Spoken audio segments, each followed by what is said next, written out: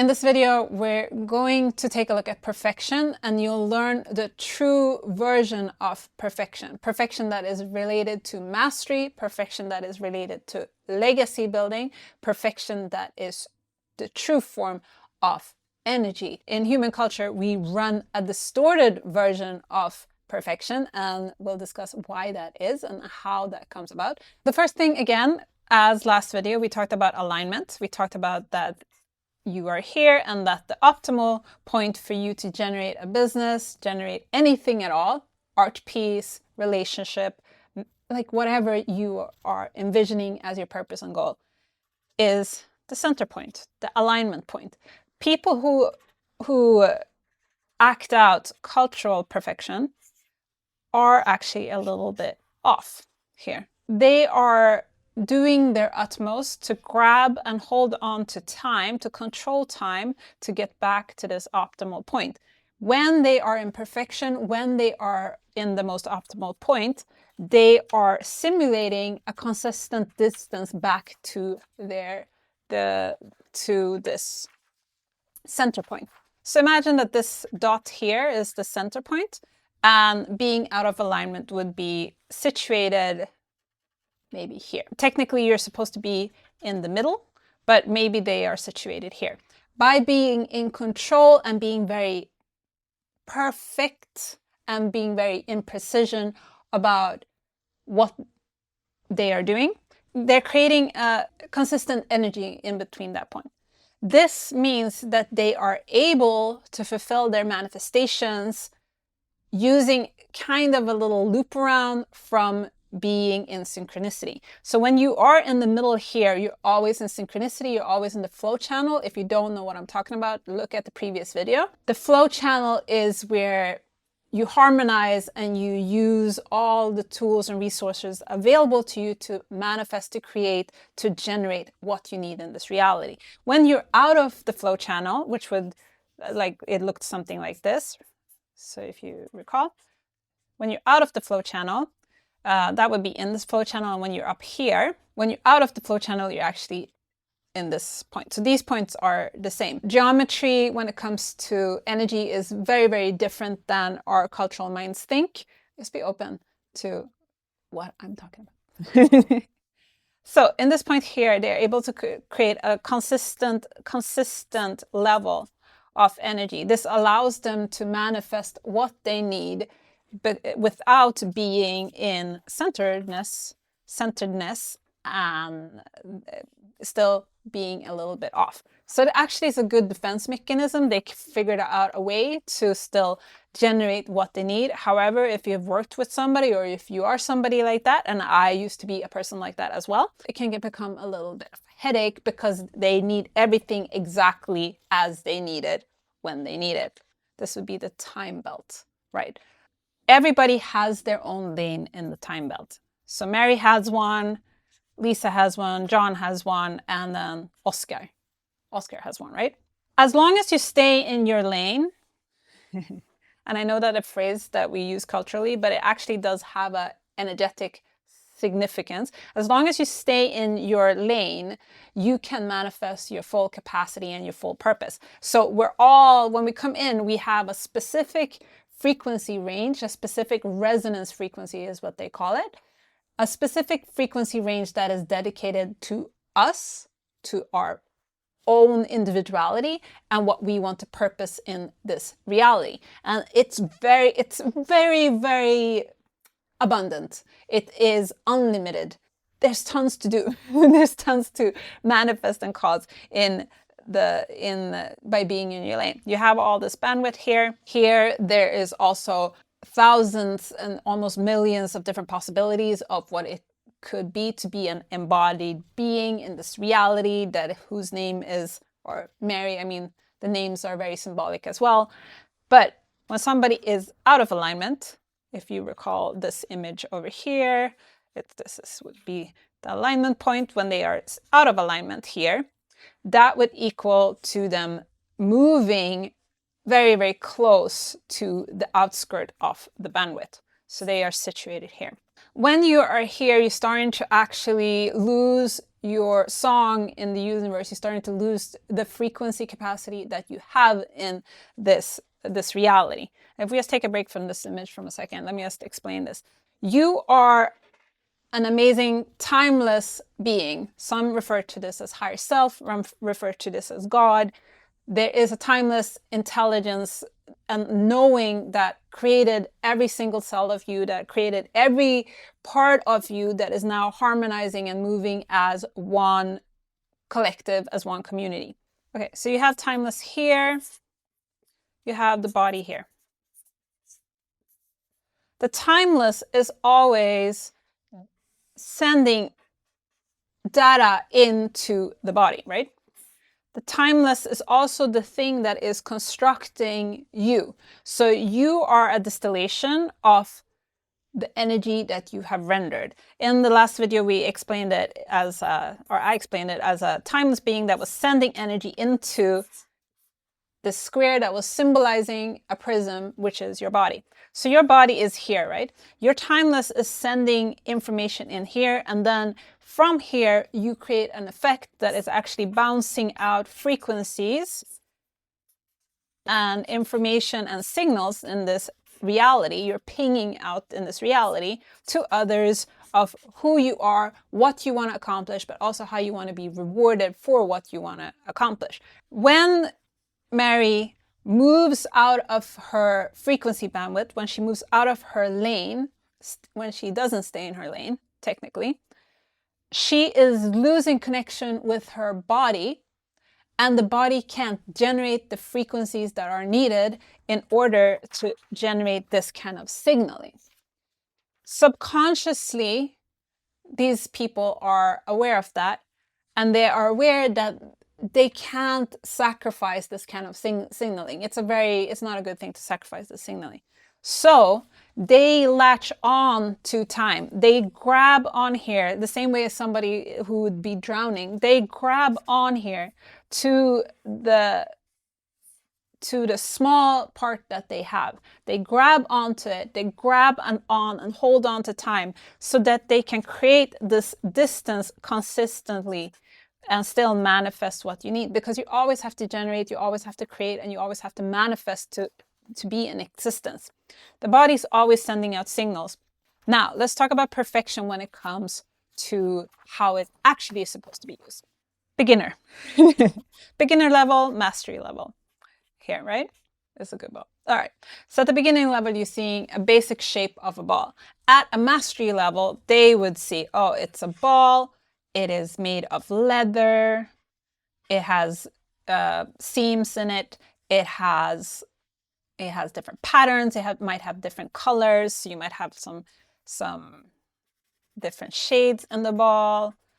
They can pick up on details much faster and much more detailed, so they can see the difference in manifesting the simple circle or shape or the spherical shape of a ball versus a ball where you have the details of the seams, you have the details of the colors, the shades, even the tones in when the ball is resting.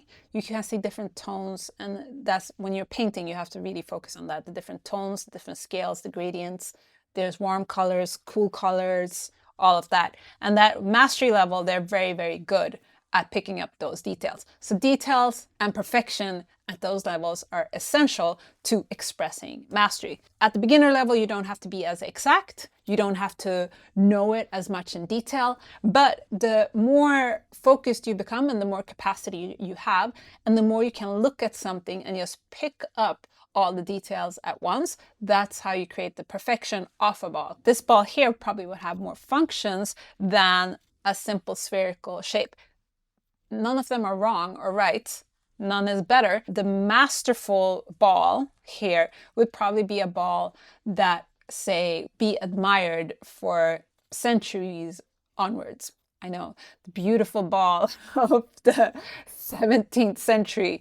Would be an example. Another example is also somebody who's masterful, seeing all these details. They can actually create a ball, a simple ball, here, let's put it here, a simple ball that is more eloquent and elegant than what a beginner would say, because they would know exactly what to remove from this point here. They would know what to remove from here in order to create a very simple, direct communication of what a ball is. So here, maybe at the beginner, they wouldn't think too much about what the material is, how much force the ball can take, and all of this important thing that you would need with the function of a ball, right? If you're playing, say, soccer or whatever, you would need the ball to have certain functions. A mastery level, they would be able to create a the simplest form of a ball in the most simplest, efficient material that is durable, and they would know exactly what they're looking for. So their equations are much more direct. They're also still very detailed, and also in order to be able to create the elegance of simplicity in mastery, you have to be very, very solid and know what your lane is. Because when in that lane, you have much more bandwidth, you have much more range, and you have much more to play with. So that is true perfection from an energy standpoint. Details are also very important, because details are what creates the differences between various things. Say, if somebody explains an individual, they were tall, had long hair and blue pants, that can mean anything. It can mean a man, it can mean a woman, it can mean the blue pants can be jeans, they can be slacks, they can, do you see what I'm saying? It's such a wide range, and that is actually a beginner level of explaining and detailing reality. A masterful person would be able to remember to see all the details of that individual, and then pinpoint exactly what it is that makes them characteristic, what makes them stand out. They had tie-dyed pants, brown hair that has a bit of shine to it with bleached ends, like they would specify the gender. Again, difference between mastery and beginner. So that is perfection, how perfection is supposed to work. So people are really good at business, for example. They are good at pinpointing the action that is needed in the moment that is needed, and they don't really second guess themselves, waste time. They know initially, they know internally that they have to move in the speed that they are moving. If you are here and you don't have the most optimal position to centeredness yet, here you have to begin playing around. So yes, of course, meditation is important. Coming into mindfulness, and also being very aware of the detail, becoming in observation, as they say, becoming the observer of your reality, becoming the observer of the details. Like detailing right now, I'm looking at the wall. I can see not only that it's a white wall, but I can see all the beautiful little crevices, all the different shifts and tones and shades and all of that. So you have to start beginning doing these exercises, these practices throughout your day. All right, when you're holding a pen, are you holding the pen, or are you actually like noticing, okay, this is the color, this is the shape, this is the warmth of it, this is the coolness of it, what does it sound like? All of this has to become more detailed, and that brings you towards mastery. So it's just a good habit to get into. You have to master this at the lower levels in order to come in to the higher, the mastery levels. So you might as well, if you're not a master right now, or even if you are a master, this is something that you should be practicing consistently. It's the same as when a vocalist should be practicing and doing their warm-ups. This is no negotiation about this. You should be detailing and observing your reality, and if you begin slacking on that, that actually is not a good sign, and it's indicating something about your system that you have to deal with. If you are in a cultural perfection, the first thing I would do is to, of course, meditate, come into mindfulness, observe the details around you, observe how it feels, really come into the sensory perceptual system of yourself. What does things scent like? What does it smell like? What does it feel like? Taste, all of that. But then you also have to begin studying the culture. So you study the culture, not that the culture, like human culture is very beautiful. Also, there's a lot of beauty to it, but you have to realize where that beauty lays, and you also have to realize where the distortions are. So you have to figure out and look and observe at the cultural distortions to see where the cultural sense of distorted perfection is. You'll find it in how we are taught to generate success, magazines and media and all of that, how the perfect human is conveyed. You'll find it also in inherited thoughts and inherited mental processes from family, from society, environments that you grew up in, even schooling and all of that. All of that is creating a mess, because basically like this. If you don't know who you are, this is you here. You know exactly who you are. You're like, I know who I am. I'm an amazing being, and I'm here to purpose my calling of building a skincare business or being an artist, right? Okay, you're here to do that. This would be your alignment point here. But for some reason, you become convinced that somebody knows something more than you. And the reason why I'm wording it like this is because even when you're learning things from other people, or even when you're learning things, how to do things, like growing up, if you become convinced that you don't know who you are, it can cause problems. So it can cause people to come into this misalignment here, right? And when you're in this misalignment, when you are here in this place, it is easier to direct you into thinking in other states. Now, I'm not talking about control in the sense of society. I'm talking about just in general, the habit that we have a really bad way of teaching people in this reality. We have a really bad way of sharing and converting knowledge to other people, because whenever you learn something, you're actually supposed to translate that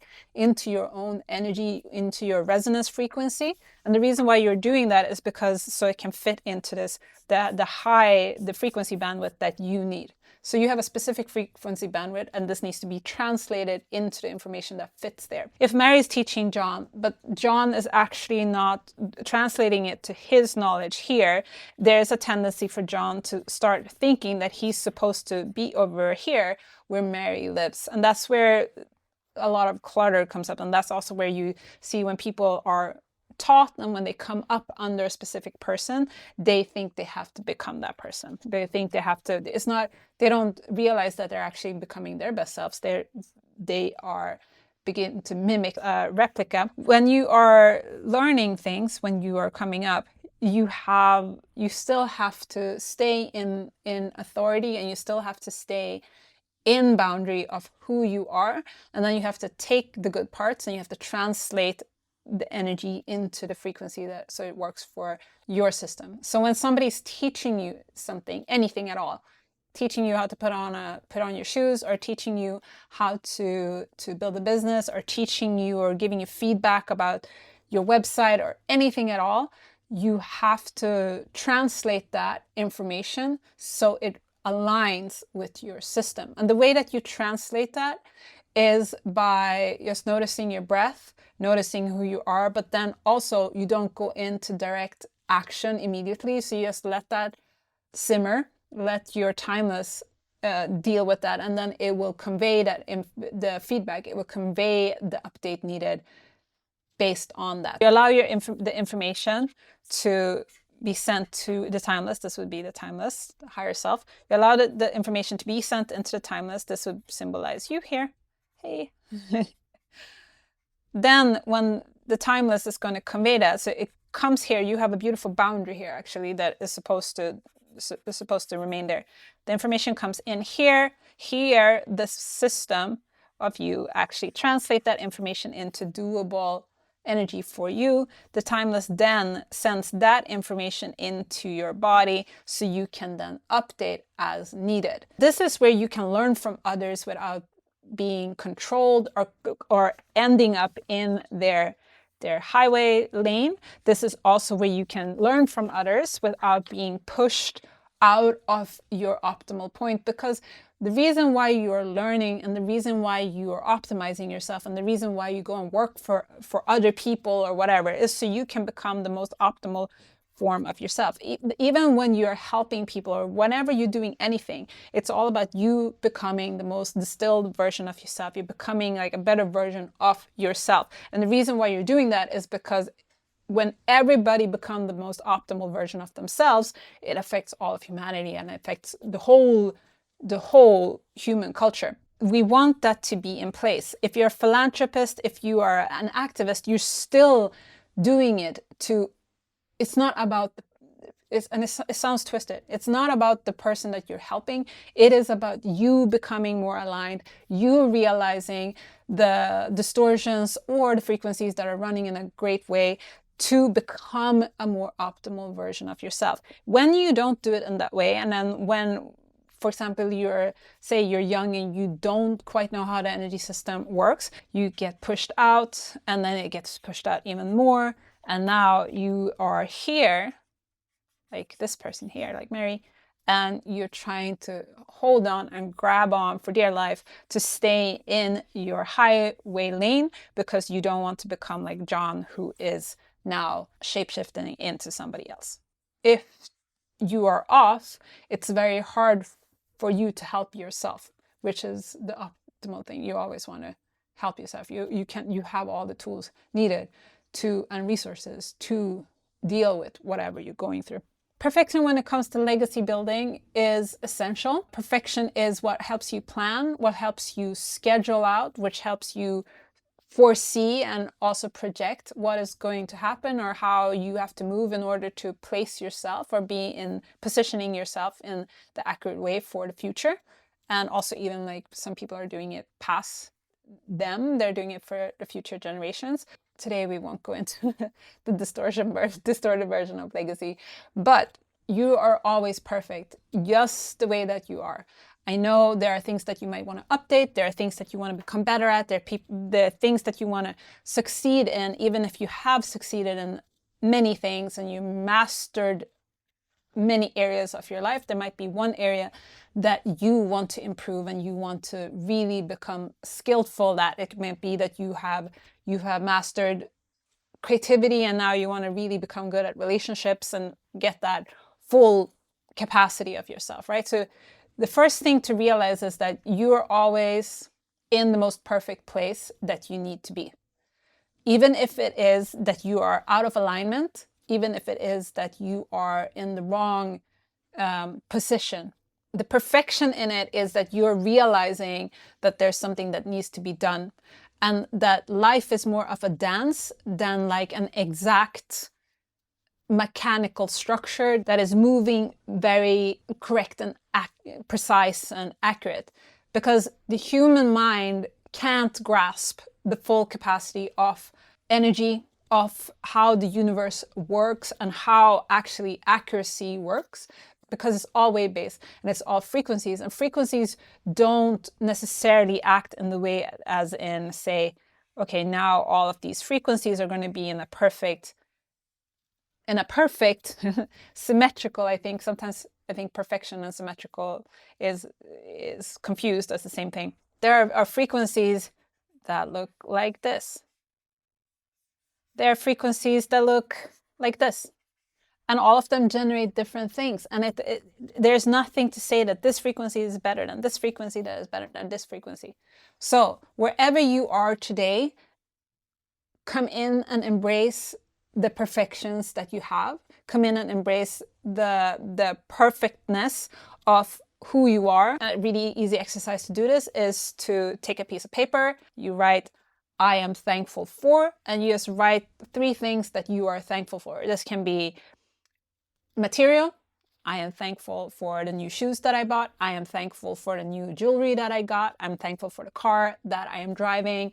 I'm thankful for the mansion or the house or the cottage or whatever it is that you're manifesting.